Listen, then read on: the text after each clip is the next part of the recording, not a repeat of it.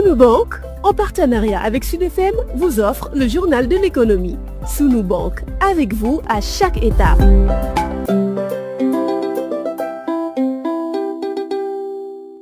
Bonjour, nous nous rendons à Notogui-Diamant, Potoué dans la région de Saint-Louis, en compagnie du coordonnateur de l'association des unions maraîchères des Niayes, Mamadou Ndiaye. Il fait le point sur la disponibilité des légumes avec une flambée des prix qui est relevée. Il faut noter que Notogui-Diamant est aujourd'hui le principal marché d'approvisionnement de légumes dans la zone des Niayes. Au niveau de l'oignon, le prix au kilo c'est 400 francs et pour le chou, le prix tourne autour de 300 francs. La tomate 1000 francs, le diakoto 654 francs, l'aubergine 300 francs, l'oignon vert 400 francs, le piment 1500, le poivron 1000 francs, la carotte 460, le navet 300 francs. Et pour le marché de Potou, pour l'oignon, on note encore le prix à 280 francs. Pour la tomate 700 francs, le poivron 850, le navet 200 francs. Et pour la région de Saint-Louis au nord, on note les prix suivants. Pour l'oignon, c'est toujours 400 francs. Pour le chou,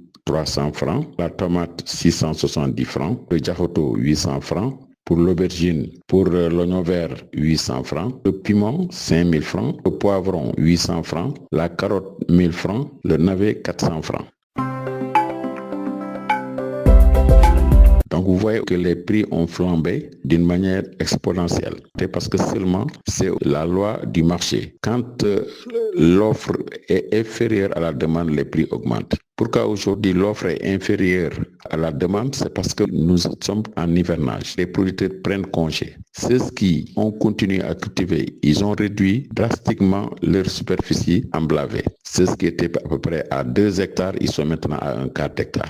Ça amène qu'il n'y a pas assez de produits. En même temps, avec la chaleur, les rendements sont très faibles. Qu'est-ce qu'il faut faire pour régler le problème? Aussi bien au niveau des producteurs, il faut qu'on s'améliore un peu, donc à aller vers des productions sous serre. Ces productions sous serre peuvent contribuer justement à assurer la production d'une manière continue. Puisque les cultures vont être protégés, il y aura moins de parasites, moins de maladies et on contrôle mieux le milieu. Sud FM vous remercie, Mamadou Ndiaye. Je vous remercie. Vous êtes le coordonnateur de l'association des unions maraîchères des Niayes. Le journal de l'économie, c'est fini.